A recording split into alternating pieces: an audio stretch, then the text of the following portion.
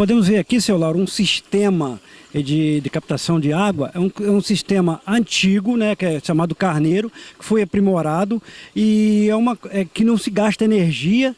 Ele é bombeado através de pistões, né, que a água sobe. Gostaria que você explicasse um pouquinho, falasse um pouquinho como é o funcionamento desse tipo vamos dizer assim, desse carneiro renovado. Isso aí é uma roda d'água, a gente chama de uma roda autopropulsora, né? Ela tem 2 pistões ali, tem um cabeçote onde seria a casa do carneiro, né? A sede do carneiro, aquela parte, aquela cúpula ali para cima, e ele tem 2 pistões, eles trabalham alternadamente, então o fluxo de água para cima é continuado. Ele recebe água por cima, a roda recebe água por cima, excesso da vazão do açude, né? Toca o carneiro, toca os 2 pistões e leva a água lá para o alto do morro. Aqui é uma recirculação da água daqui. Essa água que vai para aqui, para lá, volta de qualquer forma, em forma de água infiltrada no solo, em forma de água que os animais consomem lá. E aqui o fluxo de água continua normal, quer dizer, quem está para baixo não está sendo prejudicado. Muitas vezes se critica a construção de barragens, de pequenos açudes, o pessoal dos órgãos ambientais diz, não pode fazer, tem que ter licença. Eu entendo que tem que ter licença para uma coisa errada, para a coisa certa não tem que ter licença não, tem que ter entendimento, tá certo? Isso aqui, se eu não tivesse essas represas aqui, essas barragens, eu não teria água aqui hoje, o pessoal de baixo também estava com problema. A seca dos 3 últimos anos foi muito forte. Aqui eu tive problema, o nível dos açudes baixaram, mas eu não perdi água, tá certo? Eu não fiquei sem água aqui. E o pessoal de baixo também não ficou, que ela continuou passando aqui. Os açudes mais altos tiveram problema, porque o lençol foi sendo sugado, enxugado pelos 3 anos sucessivos de pouca chuva e o calor mais intenso, da época da seca principalmente. Então esse é um sistema aqui clássico de uso da energia hidráulica para fazer com que a água seja reciclada dentro do próprio município, dentro da própria unidade, da própria microbacia onde ela é produzida. Ela recircula aqui dentro. O senhor tocou num ponto das barragens. Nós sabemos que igual nessa propriedade aqui, que são feitos pequenos açudes que têm recuperado muito a quantidade de água. Em termos das grandes barragens que têm feito no Brasil afora para se produzir energia, algumas organizações não governamental, como por exemplo o MAB, como o Movimento de Barragem, eles reclamam, além do impacto social com a população ribeirinha, ao impacto também ambiental muito grande, porque as grandes barragens, a proliferação de algas nessas barragens é muito grande e o custo-benefício, como hoje nós temos vários tipos, várias maneiras de se produzir energia, como energia eólica, como energia solar. Então essas grandes barragens já estão ficando um pouco assim no passado. Eu acho que não há necessidade de se construir as grandes barragens, que o impacto é muito grande. O problema é que a demanda de energia é grande por conta do crescimento populacional. E os processos de energia solar são mais ou menos recentes agora, a energia eólica também. Houve até uma certa resistência do ambientalista por conta da energia eólica, que matava passarinho. Pô, mas pera lá, nós vamos botar cataventos para gerar energia e o passarinho que saia daquela linha ali. Pô. Ele sabe que ali tem um negócio rodando que não é esse problema aqui que vai impedir o avanço da energia eólica.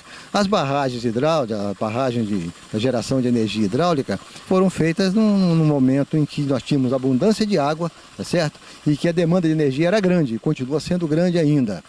Elas têm um efeito nocivo, talvez, um efeito prejudicial às populações ribeirinhas, mas o benefício delas é muito maior. O que eu vejo com preocupação é as barragens que são feitas nos grandes rios não têm o trabalho de preservação acima delas. Você vê hoje o Rio São Francisco tem 30%, tem 50% da vazão do que ele tinha há 30 anos atrás. Se continuar assim, ele vai secar, tá certo? Por quê? Porque não foi feito o trabalho de cabeceira. A recomposição da vegetação, o reflorestamento das margens, a vegetação auxiliar, a proteção das nascentes que abastecem o Rio São Francisco, não foi feito. Os solos degradados não foram recuperados, então o que eu digo, tem que ser um programa de governo que veja a coisa no âmbito maior, não só no local ali, vou gerar energia, tantos 1000 kW, megawatt, não sei o quê, mas e o que ficou para trás? O que precisa ser feito para aquilo ali ser continuado? É o que a gente está vendo aqui hoje em pequena escala. Você tem aqui um sistema funcionando harmonicamente. Eu tenho produção de água, eu tenho geração de água, de energia aqui. Se eu quiser botar energia, eu tenho energia aqui nessa roda d'água. E tenho a recirculação dessa água dentro da própria propriedade, sem prejudicar quem está para baixo e quem está para cima. Muito pelo contrário.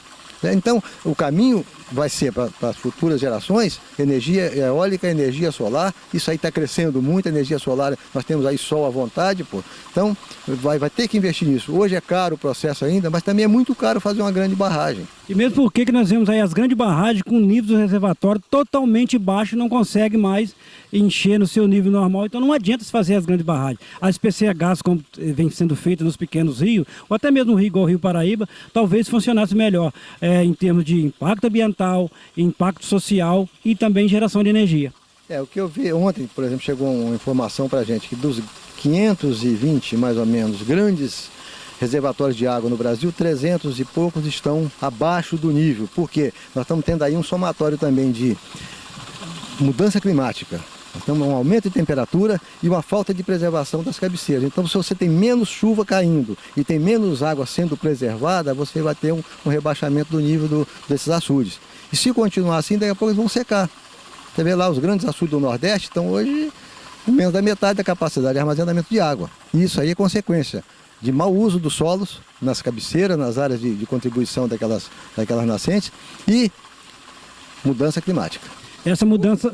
Chuva mal distribuída, tá certo? Temperatura aumentando e a tendência é continuar aumentando. Aí vem dizer que o arroto da vaca é que provoca o aquecimento global.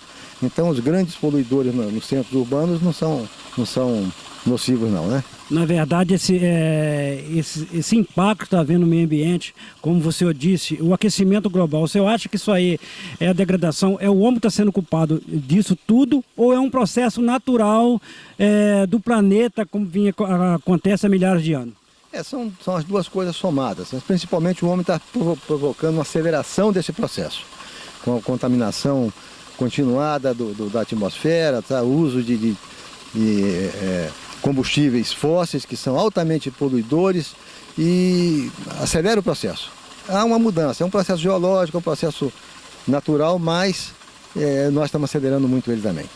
Vamos mostrar aqui, é um sistema vamos dizer assim, de alimentação da roda d'água.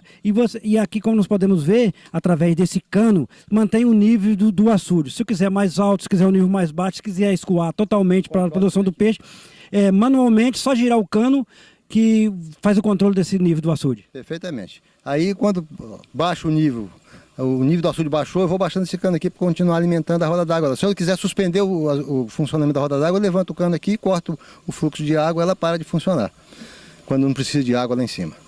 Aqui também, seu Lauro, você tem produção de peixe. Qual o tipo de peixe que tem nesse açude e no outro açude mais em cima? Aqui tem tilápia, no de cima tem o carpa-capim e tilápia também. Tem um pouco de traíra, aí já é nativo, né? Esse peixe, na verdade, é para comércio ou é para consumo da família, dos amigos? Não, ele hoje está sendo para a diversão dele mesmo, né? De vez em quando eu venho aqui, pego um ou outro, mas não é o propósito inicial disso não. Tá certo? O propósito é ter a água aqui e o peixe fica aí porque é uma alternativa. E mesmo porque que o peixe ajuda a limpar os açudes, que ele faz, principalmente a carpa-capim, né, que fica pegando capim na pastana na beirada e não deixa o açude fechar de braquiária, por exemplo. Exatamente, esse aí é um papel que eles têm que fazer para pagar o espaço que eles têm para usar aqui, né?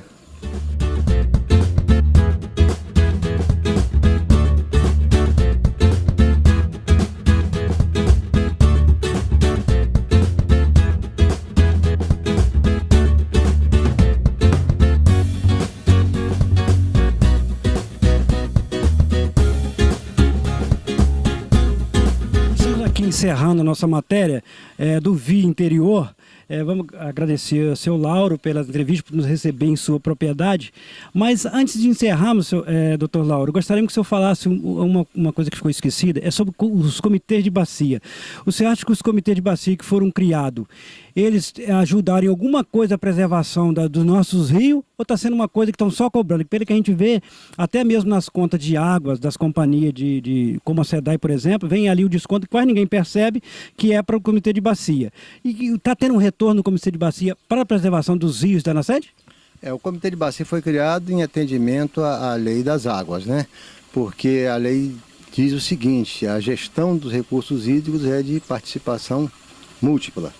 Então o comitê foi criado porque ele tem lá a parte dos órgãos oficiais, tem os órgãos da sociedade, tem os usuários da água e tem os produtores de água. Então esses indivíduos têm que estar representados no comitê, para cada um dizer das suas necessidades, das suas possibilidades de participação no processo de preservação das águas. A função do comitê é exatamente essa. E buscar recursos para investir na preservação dos recursos hídricos. Criar projetos dentro do próprio comitê em função da demanda de cada microbacia que compõe aquele comitê, entendeu? Então a função dele é essa. Agora, muitas vezes ele fica meio adormecido por conta da falta até de participação da sociedade também. A sociedade é omissa nesse tempo. É omissa. Os técnicos às vezes são omissos e aquela taxa que se cobra ali nas concessionárias é uma taxa o pagamento pelo uso da água. Cada um tem que pagar pelo uso da água, porque a água que chega para nós lá tem um custo de produção. A SEDAI vende essa água para a gente, mas ela tem um custo de produção dela. E aí tem todo o processo administrativo da empresa, né, que tem seus custos lá. Mas uma parte desse recurso que é cobrado aí volta para o comitê para ele investir em programa de recuperação exatamente das microbacias, proteção das microbacias. A função do comitê é essa aí. Muitas vezes distorcida, muitas vezes o comitê vira muito chapa branca, tá certo? Eu participei do comitê de Friburgo desde a fundação dele até enquanto eu fui secretário de meio ambiente em São Sebastião do Alto e depois aqui em Cordeiro por 2 anos. Mas eu saí largando a secretaria, deixando a secretaria, eu parei de participar do comitê, até porque para ir lá tem um custo para mim, né? E o comitê fica em Friburgo, é mais complicado a gente ir lá participar com recurso próprio. Mas ele tem seu papel, precisa ser cobrado mais do comitê a função principal dele, que é congregar sociedade, consumidores, produtores e gestores de água. Para se discutir ali a política. Está acontecendo em Brasília, Fórum Mundial de Águas. Isso aí é um assunto que eu ia tocar, o Fórum Mundial de Água. Você acha que vai ter, já teve vamos dizer, alguma coisa positiva ou vai ter alguma coisa positiva para o nosso planeta? Olha, eu acho que aquilo é interessante como um chamamento de atenção para a questão da água. Agora, em termos de política efetiva, eu acho que fica muito pouco. Como ficou muito pouco do Rio 92, do Rio +20, tá certo? Fica muito pouco coisa de concreto nisso aí. Ali chama atenção, aí vão lá as crianças, a sociedade vai lá, tem festas, tem técnicas novas de tratamento de água, mas em termos de efetivos de aplicação de recursos no propósito básico, que é a preservação dos recursos hídricos, eu acho que fica muito pouca coisa de concreto. Fica mais no folclore político. Mesmo porque na Convenção do Rio 92, se falaram muito na despoluição da Baía de Guanabara e que pelo que nós vemos, nada disso aconteceu. Não aconteceu até hoje. Jogaram-se rios de dinheiro ali, mares de dinheiro, e não aconteceu nada. A coisa fica muito no âmbito politiqueiro, não é político. Política é uma coisa bonita, é a gestão dos recursos públicos, né? A administração dos bens públicos. E o que se faz no Brasil hoje, infelizmente, é politicagem. E a situação que nós estamos vivendo no país dispensa comentário. Estamos encerrando por aqui. Gostaríamos de agradecer, seu Lauro, pela essa entrevista e pela participação aqui na nossa TV Interior. Eu fico feliz da vida em poder receber vocês aqui, mostrar um pouco desse trabalho que a gente faz aí, um trabalho de dedicação profissional, não tem assim nenhum cunho econômico, não tem nenhuma subvenção para isso aqui, é um trabalho que a gente faz por amor à profissão, por amor à arte, por amor à necessidade de se preservar esse recurso que está em caminho de extinção. É isso aí, esse é o programa Via Interior, que vai levar durante o ano muita informação para você. Sebastião Paula Silva, para a TV Interior.